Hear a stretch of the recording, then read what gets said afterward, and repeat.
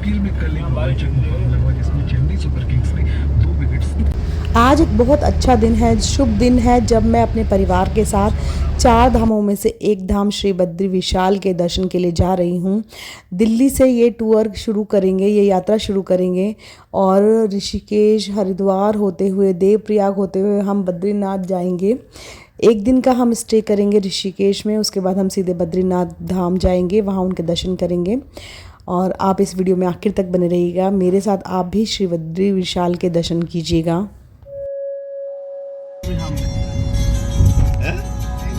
क्या इससे क्या होगा? हरिद्वार में घाट नहीं बने हुए, नहीं तो है वहाँ पे, उसमें नहाए थे एक बार। हरिद्वार में घाट नहीं बने हो?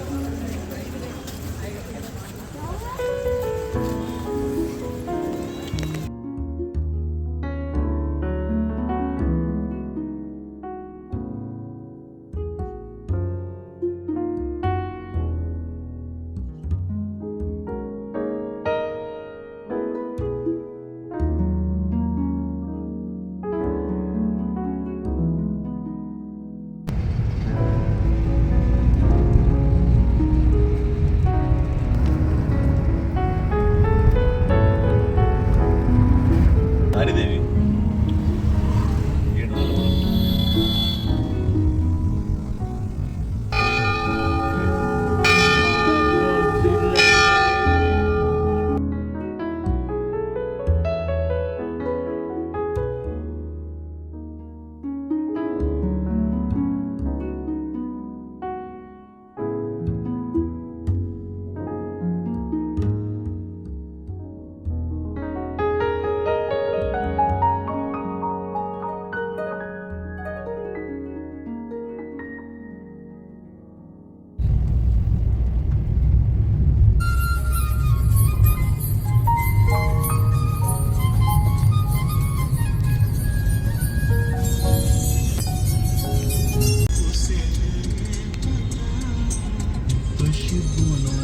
प्यार किया मैं।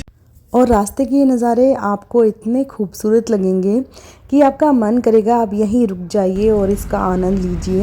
इतनी खूबसूरत नेचर, इतनी खूबसूरत प्रकृति आप देखकर हैरान हो जाएंगे कि कितने सलीके से भगवान ने इसको बनाया है और कितनी इसमें खूबसूरती भरी है कि मन ही नहीं भरता इतनी खूबसूरत पहाड़ों को, नदियों को देखते हुए। वाकई में जब आप भी चार धाम की यात्रा पर कभी जाएंगे तो देखिए इसका रास्ते का मनमोहन सफ़र आपको बहुत अच्छा लगेगा और देखने में आपकी आंखें तृप्त हो जाएंगी, आनंद ही आ जाएगा।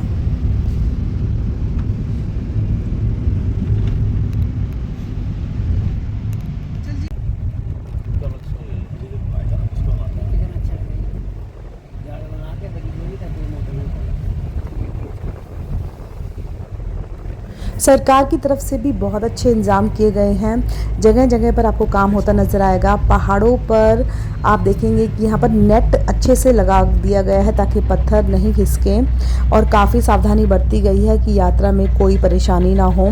सड़कें भी बहुत अच्छी बनाई गई हैं। अभी सड़कों पर आपको रश कम दिखाई देगा क्योंकि युद्ध की जब संभावनाएं थी तब हम लोगों ने यात्रा की थी। अब तो आपको थोड़ा जाम ज़्यादा मिलेगा, तो थोड़ा ट्रैफिक भी मिलेगा। इस समय पर ट्रैफिक बिल्कुल नहीं है, लेकिन रास्ते बहुत अच्छे हैं और पहाड़ों पर भी सरकार काम कर रही है। वहाँ पर भी पूरी नेट लगाई जा रही है जिससे कि पत्थर ना गिरे। 12 ज्योतिर्लिंग साइकिल पे कर रहा है।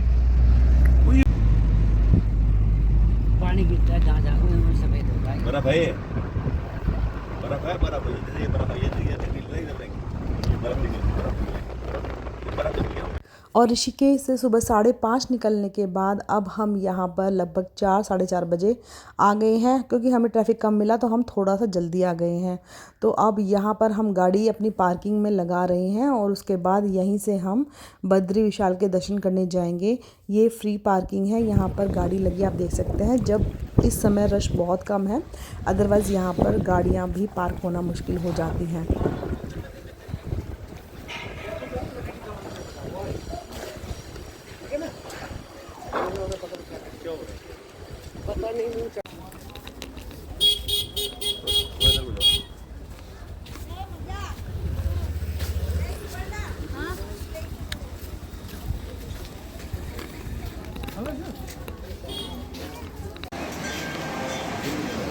ले लो तुलसी माला मृदास।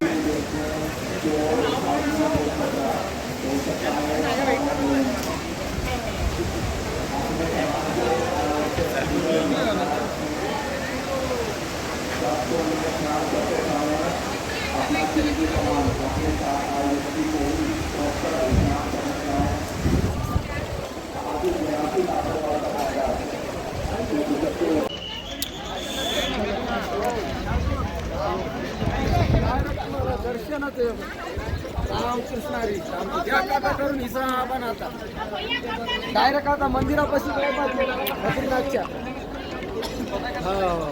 जेवतो मग नंबर एक दर्शन झालं तुमचं। रामकृष्ण।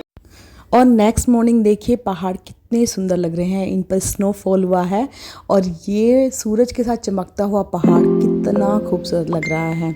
सच में बात करूँ नज़ारों की तो इसने तो मन ही मोह लिया। बहुत खूबसूरत, आँखों में बस गए हैं इतने प्यारे नज़ारे। खूबसूरत बड़े बड़े ऊंचे ऊंचे पहाड़, कुछ हरे पहाड़, कुछ ब्राउन जिस पर पौधे नहीं थे, और बर्फ़ से ढकी हुई ये चोटियाँ बहुत ही खूबसूरत। आपको हमेशा याद रहेंगी ये खूबसूरती।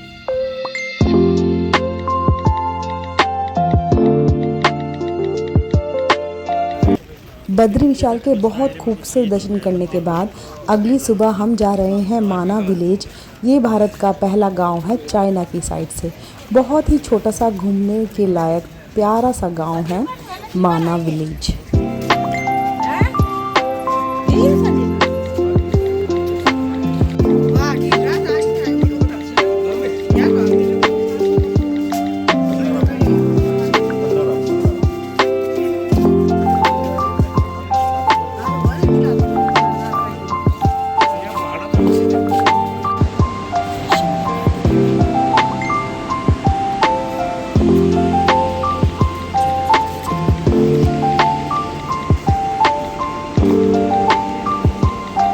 अगर आपने बद्री विशाल के दर्शन कर लिए हैं तो माना विलेज ज़रूर एक्सप्लोर कीजिएगा। मात्र 2 से 3 घंटों में आप बहुत ही खूबसूरत देख सकते हैं। माना विलेज ही से ही स्वर्गारोही ट्रैक भी होता है, जहां से 5 पांडव स्वर्ग की तरफ गए थे द्रौपदी के साथ। तो ये बहुत खूबसूरत है। इसमें बहुत सारी चीज़ें ऐसी हैं जहां आपको सरस्वती नदी मिलेगी, जहां आपको भीम पुल मिलेगा, जिसे आपको बिल्कुल भी मिस नहीं करना है।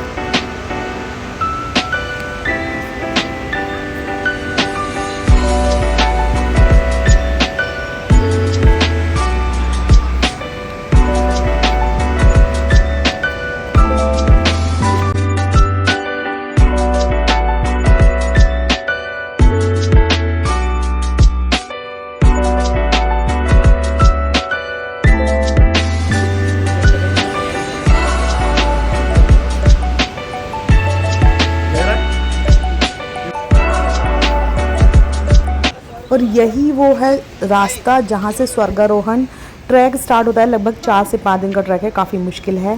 और आप यहाँ पर देख सकते हैं, यहाँ प्रतिमाएं बनी हुई हैं पांडवों की और एक उस कुत्ते की जो उनके साथ गया था और लास्ट तक उनके साथ रहा था, और द्रौपदी की, यानी सभी की यहाँ पर जाते हुए दिखाई दिया है। और यहीं से वो स्वर्ग की तरफ गए थे। इस ट्रैक को करने के लिए आपके साथ में किसी गाइड का होना बहुत ज़रूरी है, अन्यथा आप भटक सकते हैं। ये बहुत ही खूबसूरत है, इससे आपको अपने ट्रेडिशन और कल्चर के बारे में इंफॉर्मेशन भी मिलती है। तो अगर आप कहीं घूमते हैं तो वो भी आपके लिए काफ़ी फ़ायदेमंद होता है, आपको देखकर चीज़ें ज़्यादा याद रहती हैं। तो हमने भी इंडिया का फर्स्ट विलेज देख लिया है, माना विलेज, और यहाँ पर हार्डली आप 2-3 घंटे टाइम स्पेंड कीजिए, आपको चीज़ें बहुत खूबसूरत और बहुत ज़्यादा नॉलेज वाली मिलेंगी।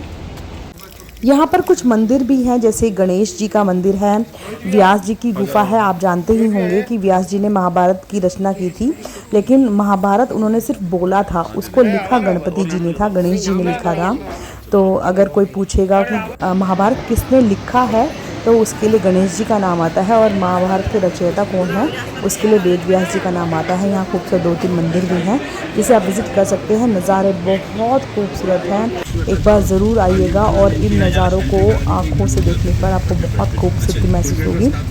तो चलिए, यहाँ पर अच्छे से विज़िट करने के बाद हम वापसी की ओर चलते हैं, और वापसी में हम धीरे धीरे दिल्ली तक ही पहुँचेंगे ऋषिकेश से होते हुए। और काफ़ी बारिश हो रही है ऋषिकेश में, काफ़ी हमें जाम मिला, बट खूबसूरती आप देखेंगे बिल्कुल बादलों तक हम लोगों को बादल बिल्कुल पास में ही नज़र आ रहे हैं। बहुत खूबसूरत व्यूज़ हैं। तो पहाड़ तो खूबसूरत होते ही हैं, ये मेरे फेवरेट हैं, मुझे पहाड़ों पर जाना बहुत पसंद है। और आई होप आपको मेरा ये वीडियो पसंद आया है तो आप इसको लाइक ज़रूर करिएगा। और अगर आप अभी तक नहीं जा पाए तो आप इसके थ्रू बद्रीनाथ जी के दर्शन भी कर सकते हैं।